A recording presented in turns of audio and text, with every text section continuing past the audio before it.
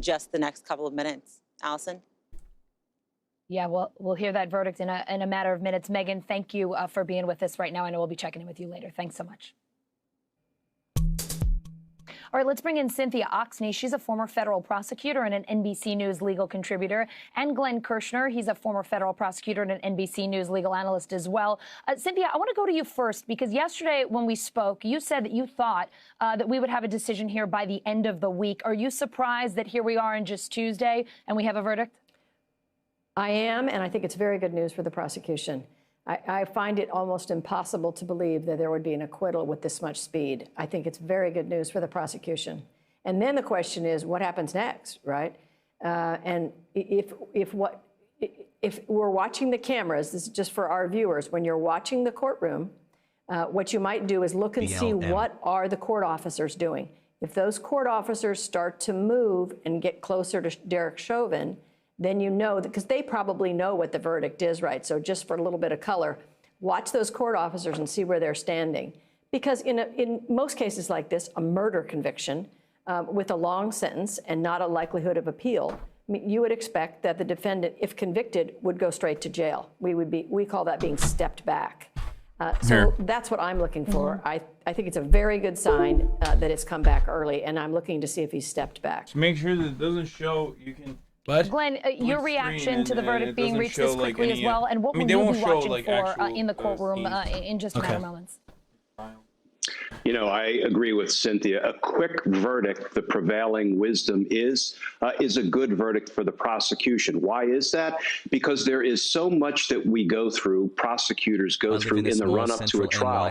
A judge had to approve an arrest warrant and make an assessment of the evidence. A grand jury had to vote to indict, which is an assessment of the evidence. The investigators, detectives, and agents and prosecutors had to make an assessment of the strength of the evidence, and all of those factions basically agreed this case should be tried. So a quick verdict generally means everyone in the system got it right, and the jury convicts and holds the offender accountable. That's not a guarantee, but with a verdict... It's not a guarantee, but I mean... counts. This is not a split verdict, because they announced they have unanimous verdicts on all counts. I would be shocked to see anything but 3 guilty verdicts on the... Me too. Me too. Glenn, remind our viewers, if you will, as well. We're talking about 3 charges here, as you mentioned: second-degree murder, third-degree murder, and manslaughter. Could you just sort of talk through... He's going to be guilty on all 3. ...what the differences are here and what they should be watching for as they read the decision on each of those particular charges? Sure. The interesting part is none of these crimes require an intentional killing. The most serious of the 3, second-degree murder, can be proved by an unintentional killing committed during the course of a felony. And that's why I thought prosecutor Steve Schleicher's argument was so strong when he said, because of the excessive force, what Derek Chauvin did was a felony assault. Been a long time watcher, but haven't been able to sub in a while. Second-degree murder. Love you, bro. And I hate to get ahead of ourselves and talk. I love you too. But, you know, the maximum sentence for that second-degree murder charge is 40 years in prison. However, there are guidelines that try to norm across the spectrum of convictions, you know, taking into account an offender's background, the circumstances of the crime, prior record of the defendant. But I would say, you know, the sentencing guidelines are only going to govern so much, because this case is an outlier. This is a police officer who swore to protect and defend the citizens of Minneapolis, Let me go get a chair. only to execute I was doing some one good of them commentary, I think. in broad daylight on videotape. So this is a case where I could see something called an upward departure. Sorry, I was peeing. I was getting my mandatory... Even if the guidelines for the ordinary second-degree murder case, the more I was getting my mandatory pee break. second-degree murder case might set a particular sentence, I could see the prosecutor say, all bets are off in this case, and judge, can I get water? Sentence I saw the food availabilities out there. It's kind of whack. How he violated his Not oath exactly to great. protect and No serve. chicken tendies. No, there is. There's like grilled chicken. All right, Glenn and Cynthia, thank you both so much for being here. We're going to head back out to Minnesota. I know we will be checking in with you both throughout the evening. Thank you so very much for being with us. All right, let's head over to MSNBC anchor Ali Velshi. He is in Brooklyn Center, Minnesota, where he's been keeping an eye not only on. This is not a house. This is like their literally a Chauvin fucking trial, studio, but a massive also tracking studio. protests there There's as so many people well, here. There's hundreds of people here. In the shooting of Dante Wright. Ali, tell us where you are. Tell us what's going on there. What is the air like, the environment like, if you will? Yeah. Sorry, Allison, you had bad information there. We are actually right here in downtown Minneapolis. I'm right next to the court. This is where the jury all is right. assembling. Yeah, I should have known by the officers, fencing, Ali. So, no, I know. I'm sorry. We'll deal with that later. But we got 2 layers of fencing all around this, National Guard and police. Here's the interesting thing. This is actually a transit plaza right here. You'll see one of those trams coming in right now. This is usually fairly busy. It's toward the end of the day. When word of this verdict came out, downtown emptied out. There was almost like a traffic jam. All the garages in the buildings. Jesus Everybody Christ. started to leave. You can see here what could be coming close to the end of the day. There's virtually nobody on these trams. There's nobody waiting to get on these trams. They're emptying things out right now. There is no gathering of people here in downtown Minneapolis. This is faster than I think a lot of people expected. There have you been can hear it from this, right? crowds gathered over the last few days. Last night we had a group of a few hundred. Here's how it's looking in terms of safety and security. There's no direct interaction at the moment between police or National Guard on one side and the public on the other. In fact, the streets are largely empty of police. There are National Guards officers on various street corners. They're riding with police and with EMT. By the way, motherfucker has Bogue in his mouth. All police and EMT. They're just time off smoking has been cigs. canceled. Everybody's at work. What is that? There Is that like school a in session like right an now? energy It's drink or ending something? now. We're toward the end of the day. There's no school scheduled to be in session for the next 3 days. So this is a little earlier than everybody here had actually What, like planned for. alcoholic? But tension levels are high, and we are all waiting to see what happens in this verdict, Allison.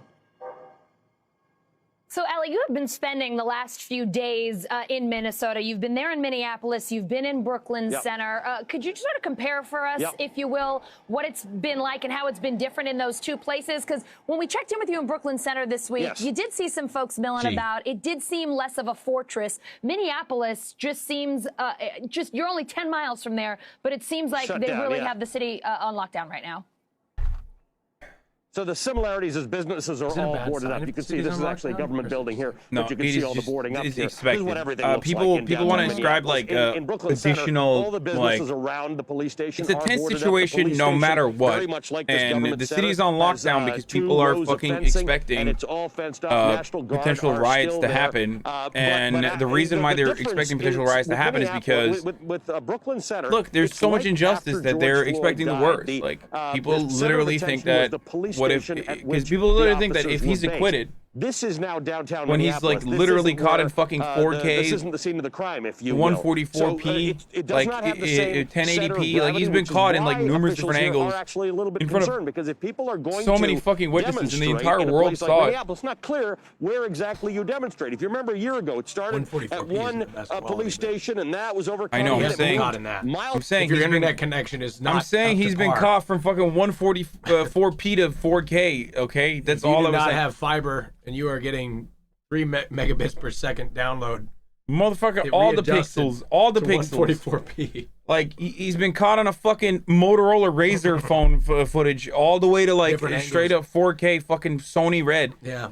That's my point. And obviously people are very invested in this for understandable reasons. This is like such an open and shut case that you know, people have been following for a year now.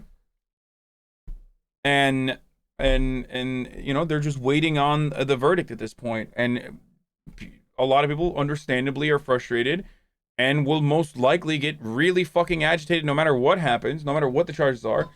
Anything but like the full Monty, anything but the unintentional second-degree murder is going to probably cause a lot of grief.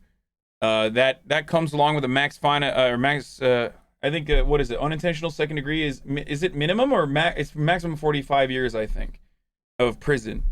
And he's how old? 45. It's max 40, max 25, or max 10. Those are the 3. Can he be convicted on all 3? It doesn't matter. It's like you can stack them, but I mean the third degree murder charge is lower than, you can be convicted of all 3, but the third degree charge is lower than the um, than the second degree murder.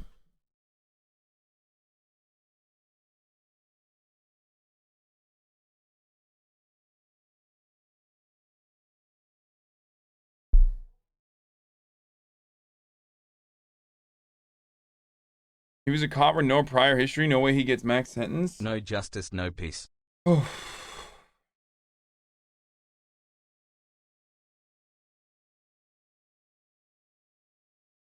Allie, sorry, I just have so many questions because you're there, and obviously we are not, but we're aware of what's going on, right? Because we're in the news. Everybody knows this verdict is coming in a matter of minutes. Do folks there know that that's about to happen?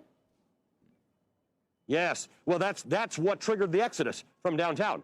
I mean, literally, we're all within a 2-block they all started area. moving, He had right? 18 complaints. He had 18 So prior we complaints, hear by the about way, for the record. everybody. It's not Downtown, fucking. literally, you'd go by It's buildings, not that he had and no it's priors. COVID, So you're and wrong it's about sort of that. shut down. So I didn't think there were that many people here in the first place in downtown Minneapolis. Yeah. Oh, And then you here's suddenly see the. I was traffic. looking for this. Thank you, The traffic Themasius. light closest to the courthouse has now been put on flashing red. Okay, here. These are the charges. Once again, if he gets second degree murder, he gets 40 years. If he gets third degree murder, maximum sentence is 25 years. If he gets second degree manslaughter, he gets a maximum sentence of 10 years. The fear is that he gets second degree manslaughter and gets hit with 10 years. That is the lowest, like max 10 years.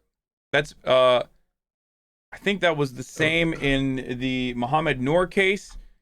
The point is, the reason why this is huge as a case is because in Minnesota's history of policing, there's never been a white police officer who has killed a black person and gotten convicted of murder. Okay, this is literally the first. Out of all the police murders that have happened, it's never happened. The only instance where a cop was ever, in recent years, the only instance where a cop was ever charged was when Mohammed Noor murdered Justine Damon. Mohammed Noor was a black Somali Muslim cop who shot an Australian immigrant, Justine Damon, and he got 12 years.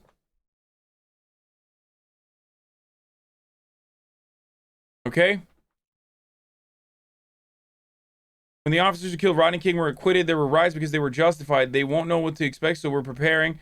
You should know, you live in LA. There's probably people near you who are around when it happened. Riots will come as long as justice is denied. Yeah. And this isn't even justice. This is the start of justice. Okay? That's what I'm trying to stress here. Like, let's hope this is the start of, this is the minimum, the bare minimum right thing in this circumstance is him getting second degree murder. Okay? So, like, you know, just keep that in mind. When I say, like, I'm hopeful about the jury, I'm hopeful about the verdict, I don't mean, like, I'm hopeful about the entire criminal justice system starting to reform itself or starting to change from the bottom up. I just simply mean that there could be a crumb of justice getting in this encroaching instance. on public property, getting in private property, not getting into it with pedestrians or drivers. There were these marshals in front and behind and people on motorcycles. Again, not police, but keeping the whole thing orderly. So there seems to be some effort at doing that. All right, Allie, thank you so much for all of your coverage and color there today, helping us to get a sense of what it's like there in Minneapolis. We really appreciate it. In 8 minutes, they're supposed to come out with the verdict. 8 minutes. Yeah.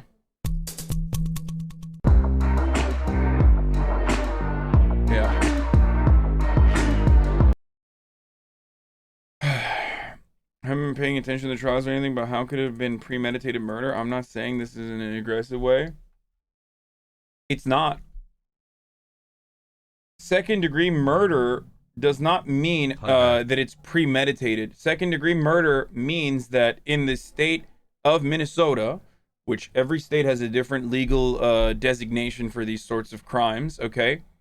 But in the state of Minnesota, second degree unintentional murder means that he intended to commit a third degree assault, a felony assault, which then subsequently led to the murder of of George Floyd, which is, I think, a completely reasonable and completely justifiable charge.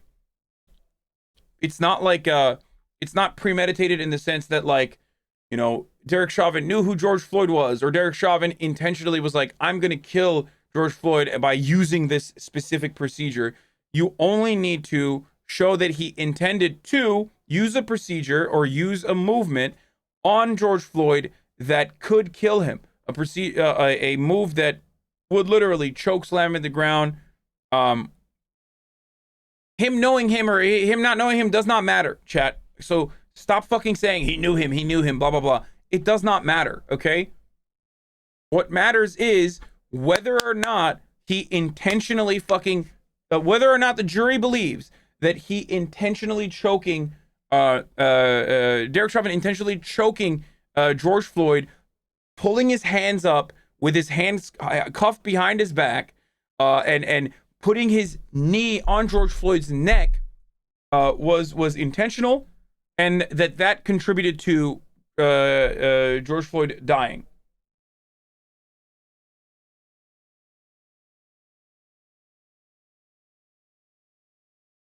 That's it.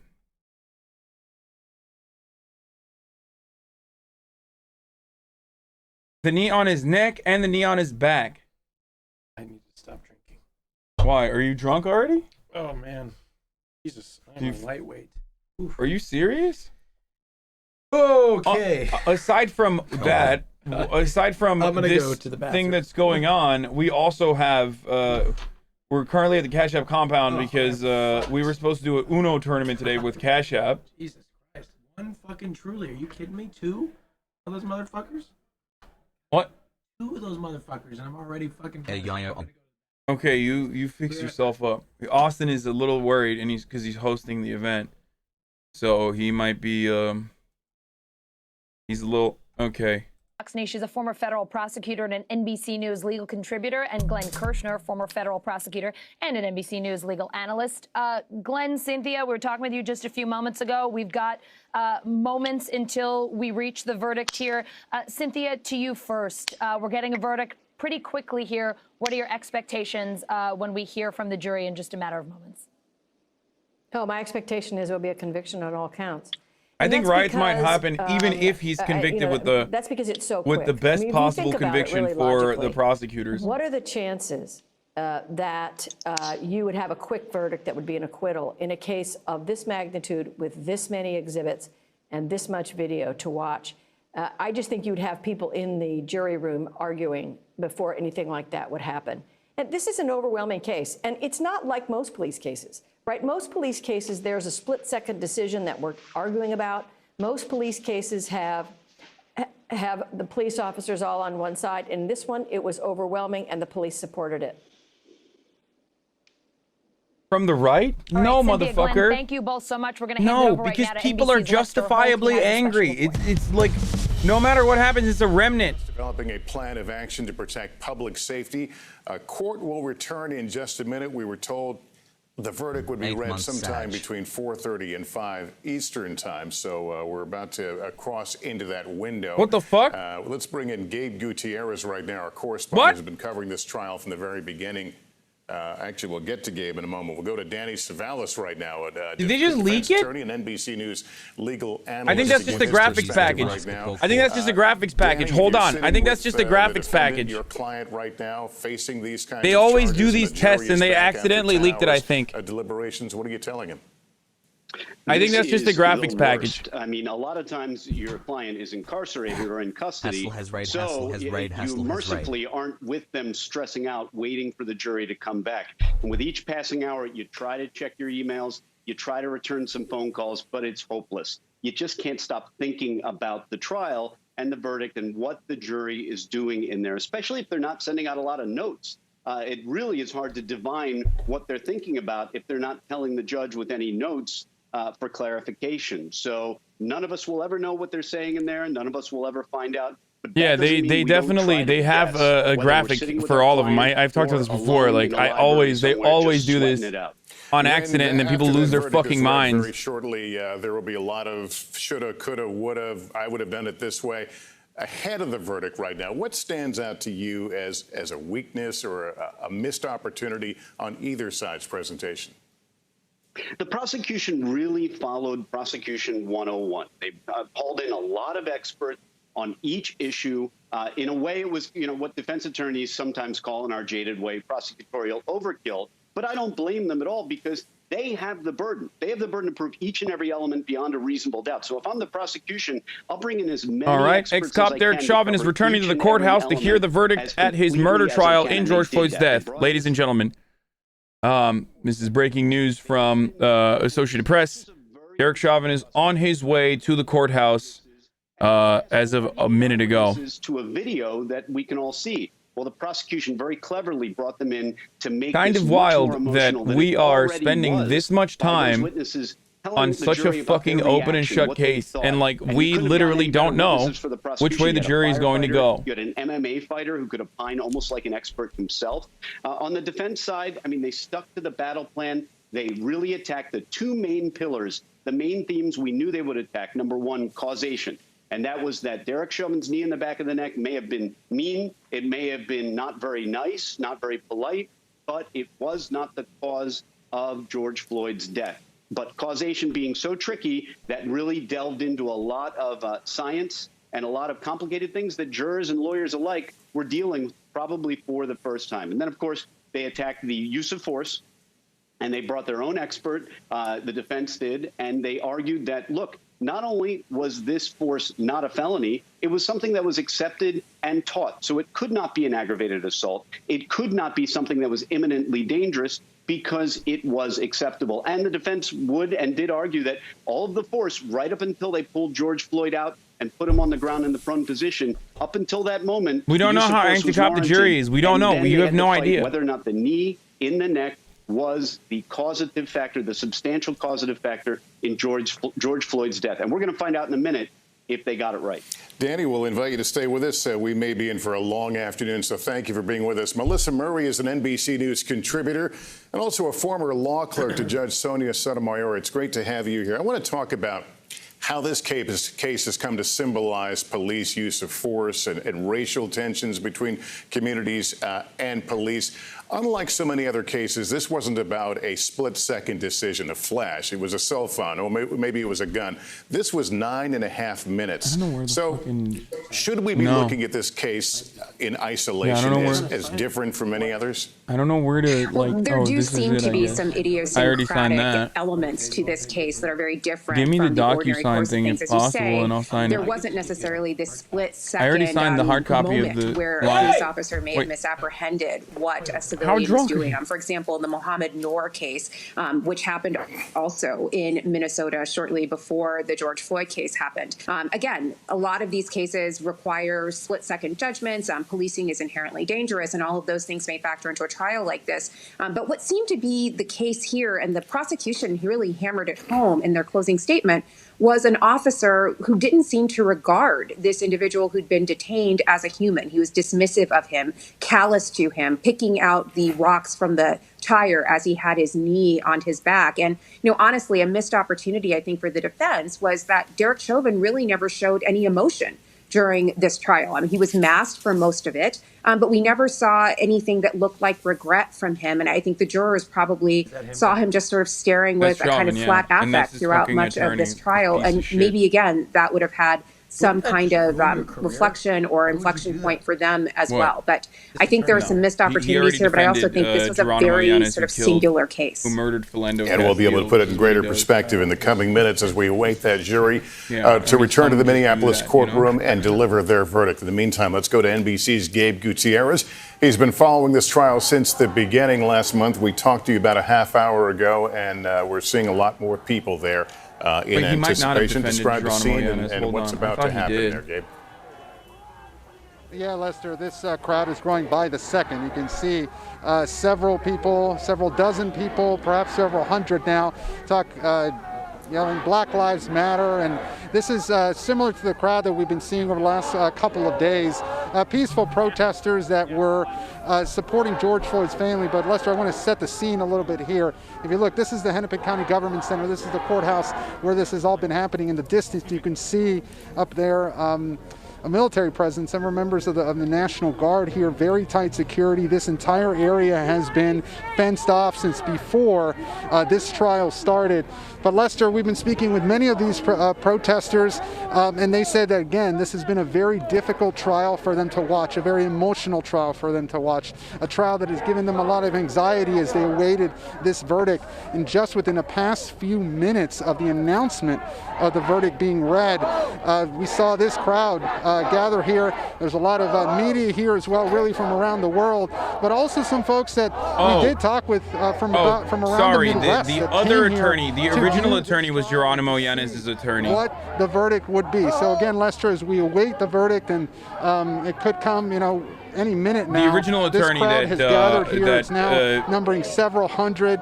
They have signs with Black Lives Matter. You have somebody on a loudspeaker right now saying "No justice, no peace." Again, this case really has come to be seen as putting the American policing system on trial, although inside that courthouse, the prosecution and the defense both say that this is about the actions of one police officer, the actions of Derek Chauvin. But these folks here see this as much more than that. They see this as one of the most important trials in recent memory. And again, they're gathering right here as we await this verdict. Lester? Gabe, as we've been talking about, there are 3 charges: second-degree manslaughter, third-degry murder, second-degree unintentional murder.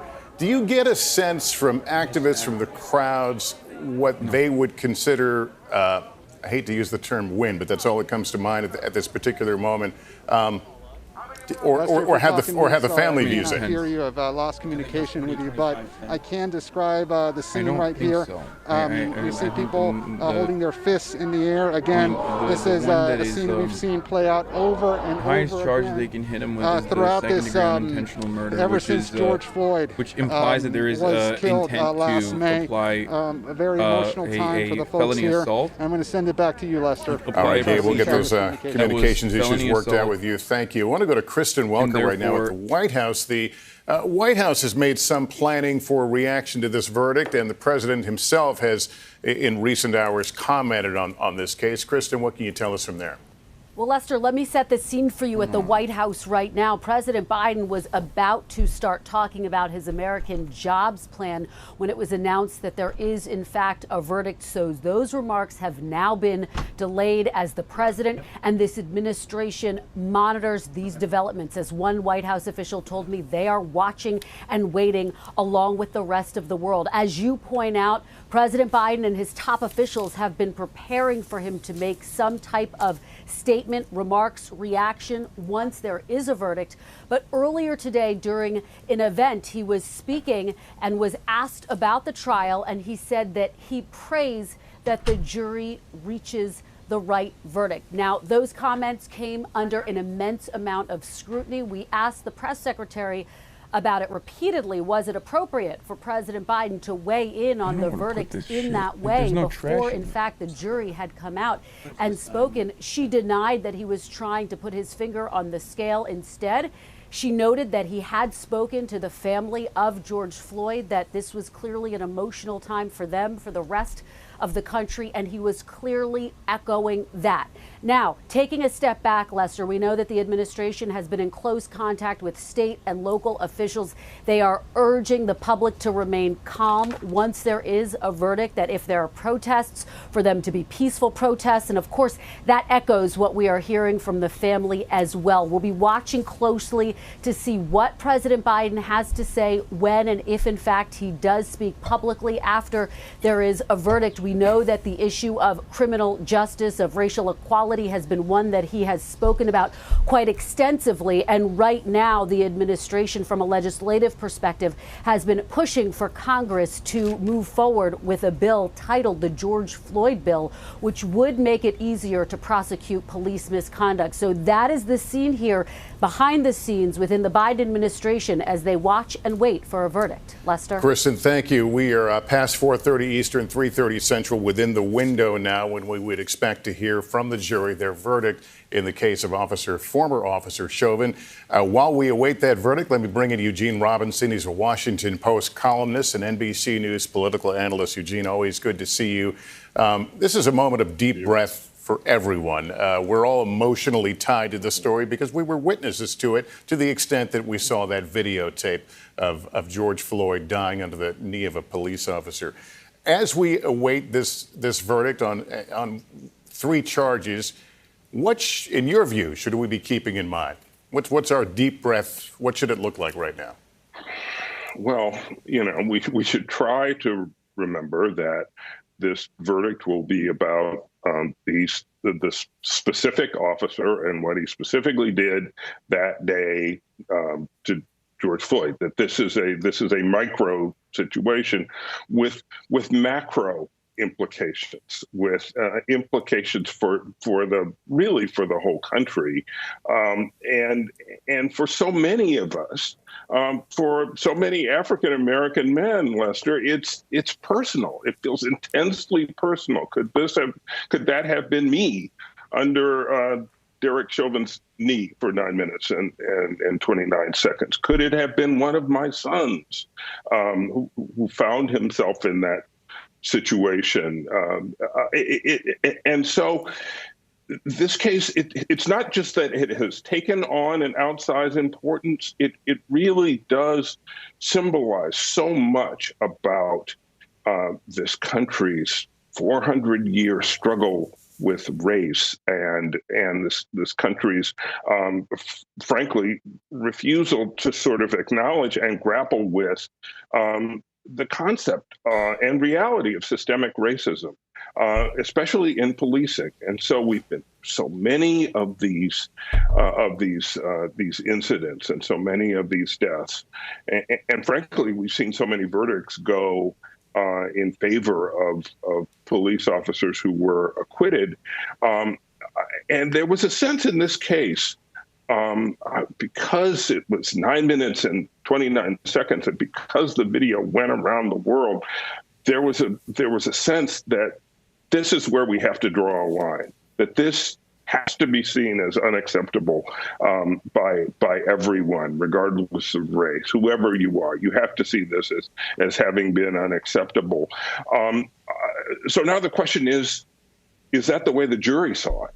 And will the jury, in essence, ratify what many of us all think we saw in that video, or will they take a different view? And what does that say to African Americans and to us personally about how we are seen in this country and how we are treated and how we are regarded? George Floyd was not treated like a citizen by Derek Chauvin. He wasn't treated like a member of the public that Derek Chauvin was sworn to protect. I think we could all agree on that. Yet that's what we're supposed to be, and that's what we have a right to be. And so, just an awful lot seems to hang on what these poor 12 people decide. My sympathies are with the jury because this has got to be difficult for them. And it's certainly got the rest of us on tenterhooks, just waiting to hear what they decided. Yeah, they are sequestered, but they are certainly citizens of this country and this world, and certainly have to have some inkling, if not a lot of inkling, about the climate in this country. Eugene Robinson, thank you. Let me go back to NBC's Gabe Gutierrez. I understand our audio connection is back, and so Gabe, let me ask you about what will happen in the courtroom. The verdict will be read. What would you expect to see next? Well, Lester, it's such a highly anticipated moment. The jury will be brought into the courtroom. The verdict will be read. They'll go through the 3 charges, as you've been discussing, second-degree murder, third-degree murder, and second-degree manslaughter, and a verdict will be read for each of those charges. Then, shortly after the jury is let go, we anticipate the Attorney General, Keith Ellison. He will be speaking publicly, and then sometime after that, we also expect to hear from the Floyd family. But what happens after that, of course, local authorities have been urging folks here to stay calm, as I was mentioning earlier, and we can see even a growing crowd here that has been gathering here right outside the courthouse. But again, just a few moments away potentially about hearing this verdict, something that has been so long awaited here in Minneapolis. But yes, we expect the verdict to be read. There's also the consideration of whether there will be aggravating factors in this case. In other words, bumping up any potential sentence. We don't expect sentencing to happen right away, but as has been discussed, Lester, each of these charges carries up to a certain amount based on if there are several aggravating factors. In this case, we're told that the judge will decide on those aggravating factors, but with a second-degree murder, the maximum penalty being 40 years in prison, with a third-degree murder maximum being 25, and then the maximum for second-degree manslaughter being 10 years. But the recommended sentencing for each of those charges, based on first-time offenders like Derek Chauvin would be, that is much shorter, 12 and a half years or so for the first two charges, second and third degree murder, and 4 years for second degree manslaughter. So there will still be those outstanding questions on exactly, what a potential sentence would be if there is a conviction. But many of these protesters... Chad, he's a first-time offender in the sense that he was never convicted and found guilty. He was never charged and convicted of murder or any sort of thing. Having 18 infractions prior does not mean anything in the eyes of the law, specifically because, it could, depending on what the judge decides, but that's what they're saying. And that is literally why people are fucking protesting right now, as they are. This is based on the window we've been given. That's yet another instance of the criminal justice system being fundamentally broken. Chauvin case. Let me go to NBC correspondent Megan Fitzgerald. She's also in Minneapolis, covering the reaction in the city. You've been talking to some of the demonstrators, Megan. What are you hearing? What do they anticipate? What do they expect? Yeah, Lester, we were out here yesterday when shortly after those closing arguments, hundreds of people filled the streets here in Minneapolis calling for justice for George Floyd. And we talked to people asking them, what does that look like for you? And it's a couple of things here. They say that they want to see a guilty verdict for Derek Chauvin, but they also want to see changes systemically to the way that police in our country. This is a deeply personal moment, a deeply personal trial for people all across the country, and we see that, and we have been seeing that with the diverse crowds of people that have come out and protest across the nation. We talked yesterday to people who flew in from different parts of the country, saying it was important for them to be here to show support to George Floyd's family. In fact, I had an opportunity to speak with them yesterday, asking them how they felt as we awaited the verdict. And they said that they're anxious. They're ready for this entire process to be over, but that they're very hopeful that Derek Chauvin will be found guilty. And they realize the magnitude, I think I'm going to run the 1 minute ad now of this case before like 2 p.m. so that I don't have to run it again. I don't have to run it at 2 p.m. when the verdict is happening. And they say if there is not justice for George Floyd, if there's not a conviction here, okay, I'm running the ad now. If you no longer want to see the ads, you already know what to do. You can subscribe for $5 or for free with a Twitch Prime. Minneapolis remained peaceful. By connecting your Amazon Prime to your Twitch account. Here's the ad. Peaceful protests moving forward, but certainly hopeful that they will get the verdict that they are hoping for, Lester. Megan Fitzgerald down there in Minneapolis watching the crowds. Thank you. NBC News legal analyst Paul Butler is a former federal prosecutor and Georgetown School of Law professor. Paul, just give me your thoughts as we await this verdict. So it's a relatively short deliberation process. It's hard to read anything into that. Typically, if it's a short deliberation, the conventional wisdom is that favors the defense.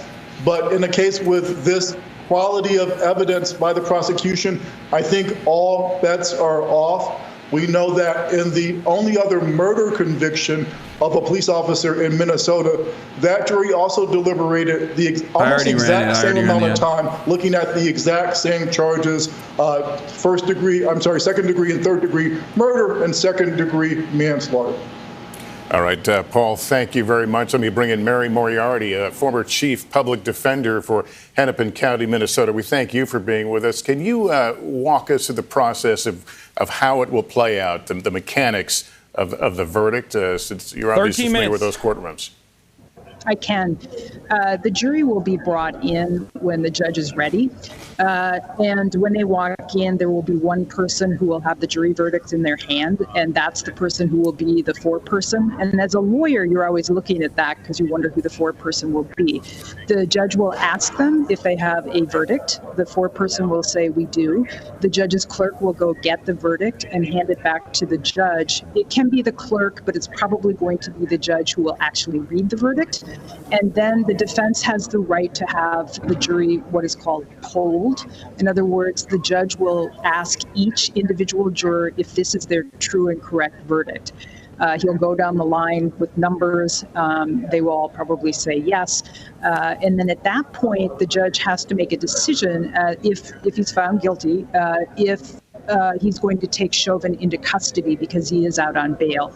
On a presumptive prison case, he would be taken into custody.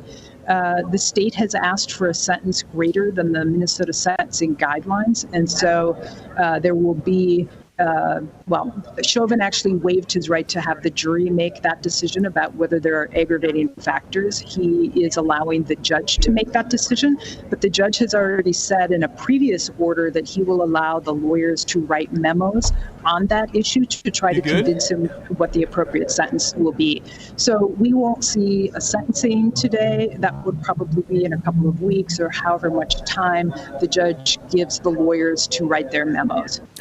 All right. Thank you for that perspective, Mary. Eddie Glaude is an NBC News contributor and joins us now. Eddie, we're watching the crowd build, and as I've been saying from the beginning, his emotions have been high, and this was the first time we saw that tape, so today should be no different now as we await the verdict. But what should people know? And I asked this question to Eugene a moment ago. Scheduling all the time. We're in a deep breath moment now, waiting for this moment. What should we be thinking about? The verdict is already the verdict.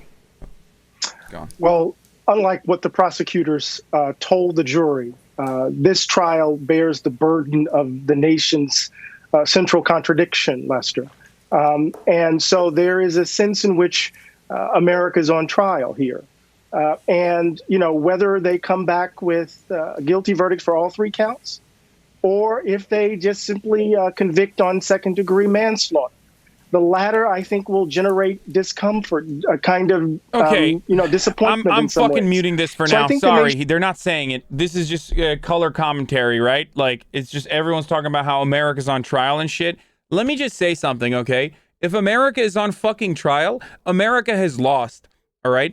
I'm sick and tired, and I've been, like, looking at CNN, looking at Jake Tapper, talking about, Jake Tapper talking about how, like, oh, my God, this is the rest of the world looks to the United States of America as a beacon of democracy and hope, or Don Lemon has been saying that. It's like, no, dude, that is delusional bullshit.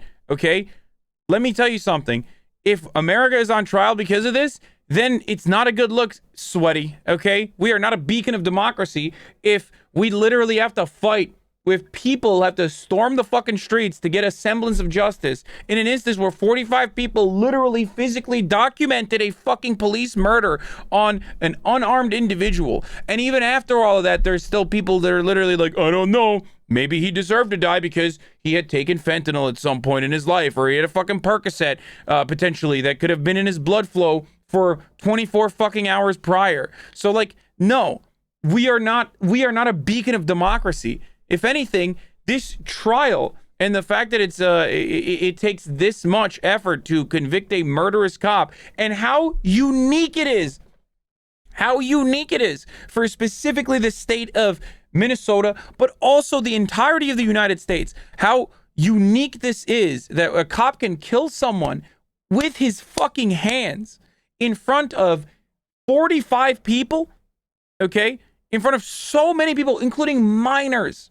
Like little kids, little 9-year-old kid was there, and he recognized what was going on. And yet there are still dense motherfuckers in this country that are so blinded by white supremacy that they cannot see what a 9-year-old boy could. Okay? The fact that this is such a unique case that we don't even know if justice will be served, that this could be a precedent for future for police reform in some capacity, just to start police reform, implies that American democracy is not a beacon of prosperity and hope.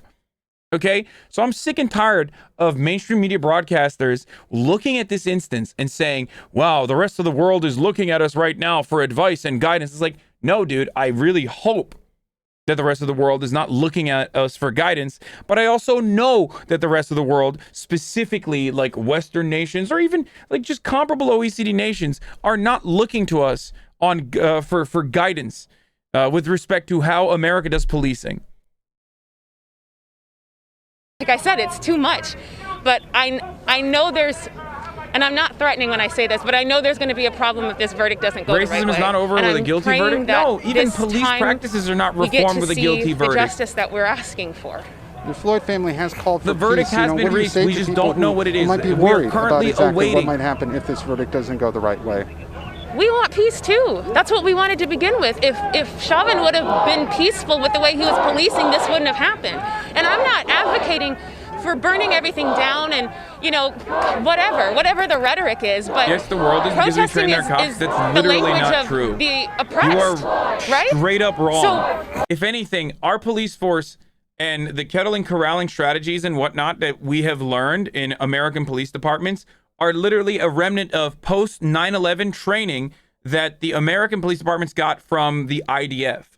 Okay, so a lot of the strategies that the American police apply right now as a normal part of their process is literally directly fucking taught in post 9/11, in the post 9/11 era for counterterrorism initiatives taught by the IDF. Otherwise, it's just radio silence again. What do you think this means again? You know, do you think policing in America? Do you think this trial will change anything? Do you think that there needs to be more police reform? Do you think that any meaningful change will happen in your view from this verdict?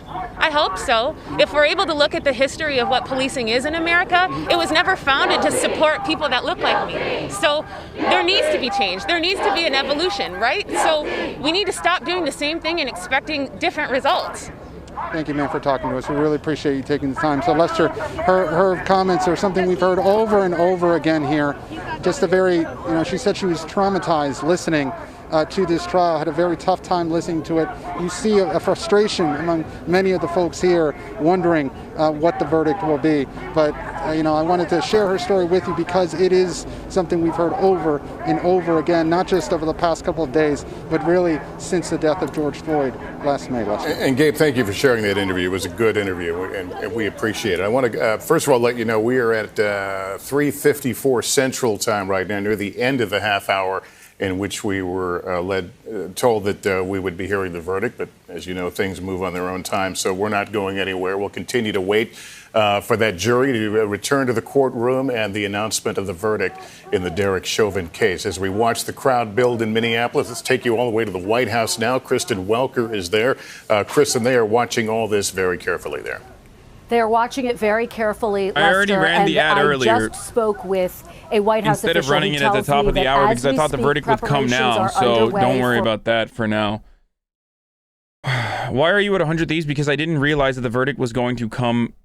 I didn't realize the verdict was going to happen today. Okay, and I made this prior obligation a long time ago, thinking that we were gonna have a fun 420 like last year, where I would probably smoke a little bit of weed and play some fucking Uno. And when I realized that because of COVID restrictions, that I would not be able to leave the compound, because once you get tested, you're not supposed to leave the compound. You have to stay there for the entire day because you might, you know, like this is just a COVID restriction, beyond like getting tested numerous times leading up to this event. I hit up the Cash App guys and I was like, I need to stream today. This is a very, very, very important verdict that I will definitely cover. So they were at least kind enough to allow me to stream as the event is going on. The event has already started. Everyone around me and the other side of the compound is literally fucking at this event, this Uno tournament. I'm gonna have to go and play Uno, you know, shut all of this off in my mind and play Uno in a little bit. It's just, I don't know how I'm going to be able to do this, but I'm going to try my best, okay? But not in a little bit, at fucking 3 p.m.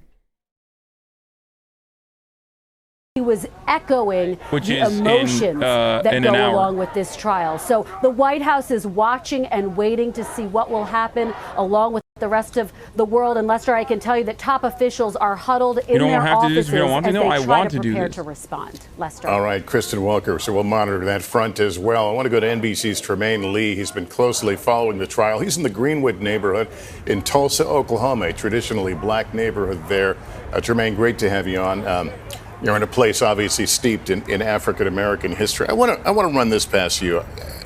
And I'm sure you've been part of these conversations. There is a sense among activists, among communities of color, as soon as the tournament is over, I'll probably go back home and restart the stream as well. And I'm wondering if you see a risk in that assumption, thinking that this one will be different.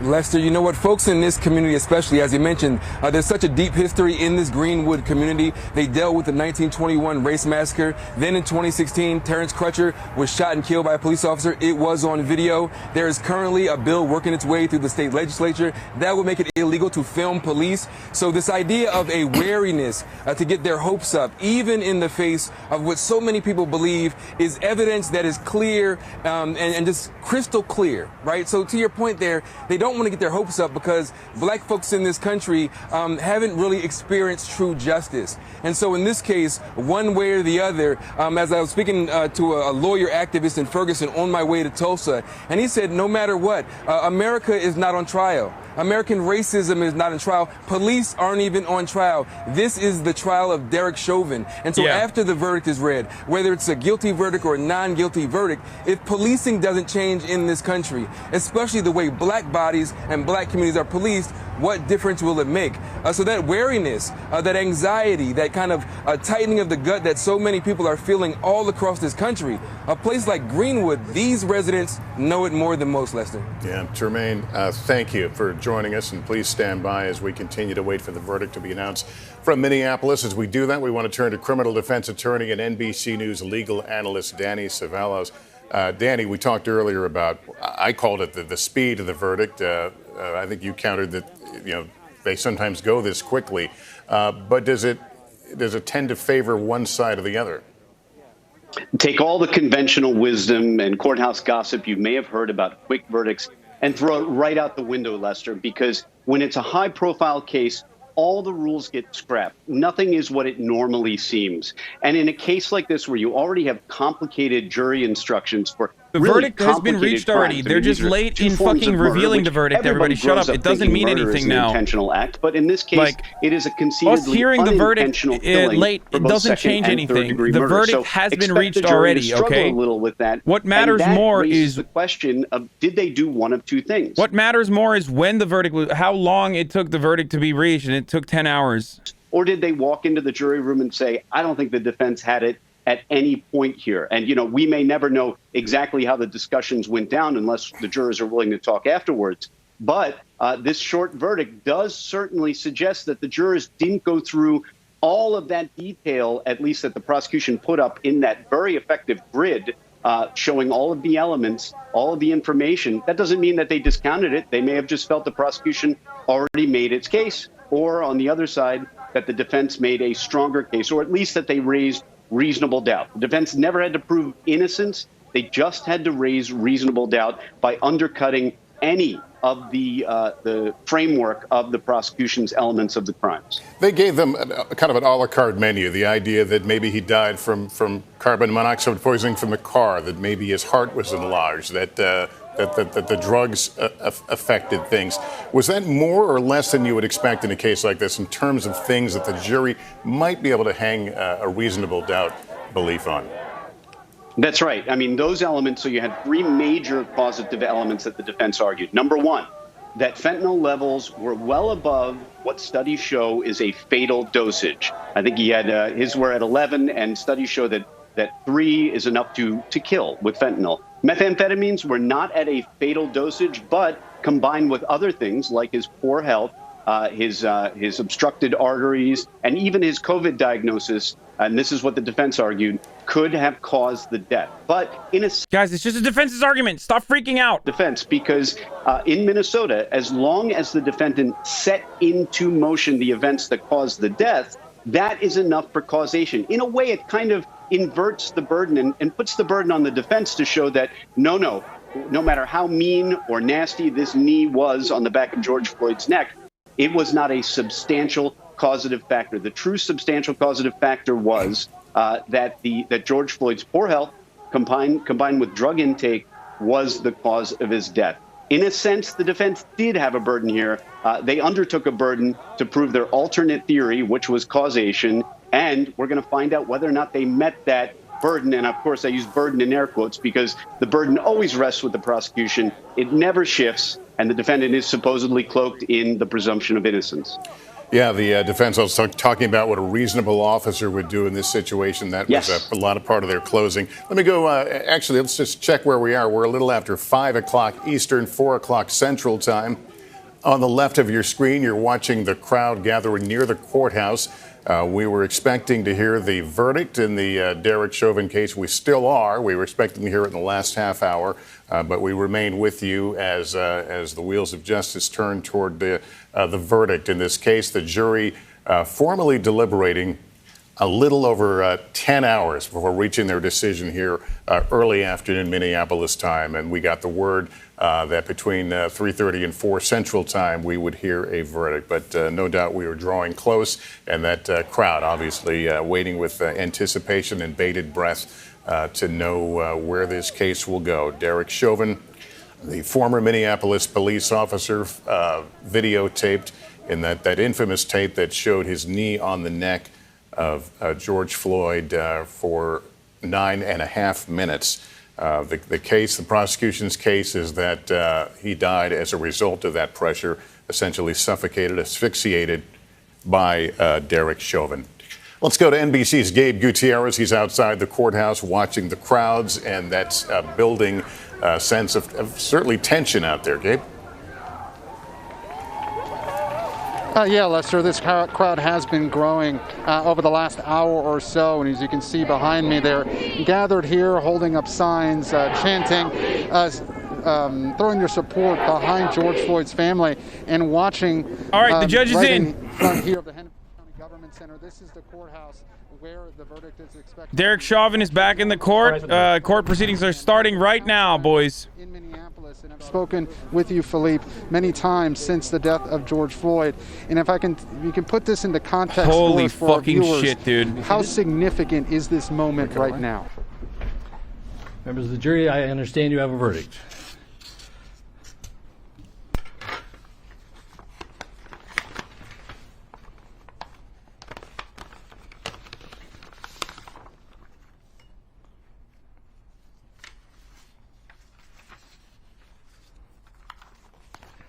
Members of the jury, I will now read the verdicts as they will appear in the permanent records of the 4th Judicial District.